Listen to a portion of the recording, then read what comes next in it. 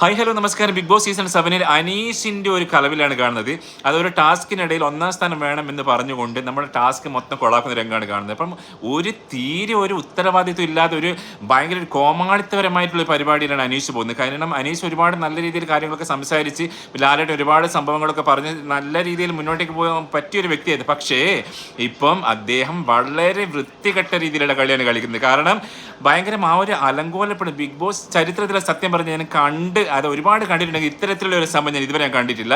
അതായത് എല്ലാത്തിനും ഇടിച്ചു കയറി ഒരു ഭ്രാന്താലയമാക്കുന്ന രീതിയിലാണ് കാണുന്നത്. അപ്പോൾ ഇത്തരത്തിൽ പോവുകയാണെങ്കിൽ ബിഗ് ബോസ് സീസൺ 7-ൽ കാരണം എത്രയും പെട്ടെന്ന് ഇവരെ പെട്ടിയൊക്കെ മടക്കി വെക്കേണ്ടി വരും. കാരണം ഒരുപാട് ഫാമിലീസൊക്കെ കാണുന്നൊരു സംഭവമാണ്. പിന്നെ നമ്മളെപ്പോലെയുള്ള ഒരുപാട് ആളുകളും കാണുന്നത്. ഇതിലെന്തൊക്കെയാണ് നടക്കുന്നത്? ഇപ്പോൾ അനീഷ് അതായത് സംസാരിക്കുന്ന കാര്യങ്ങളൊക്കെ അദ്ദേഹത്തിന് വിചാരിക്കും അദ്ദേഹം ചെയ്യുന്ന ഒക്കെ നല്ല കാര്യമാണ്. നല്ലതും ചീത്തയുണ്ട്. പക്ഷേ നമ്മൾ ചീത്തയായിട്ടും നല്ലതിനെ നല്ലതായിട്ടും കാണണം അനീഷ്. അപ്പം നല്ല രീതിയിലുള്ള ഒരു ബിഗ് ബോസ് ഹൗസിനെ ഇങ്ങനെ അലങ്കോലപ്പെടുത്താൻ പാടില്ല ഒരിക്കലും. അപ്പോൾ ജനങ്ങളെ നിങ്ങളുടെ അഭിപ്രായം എന്താണ്?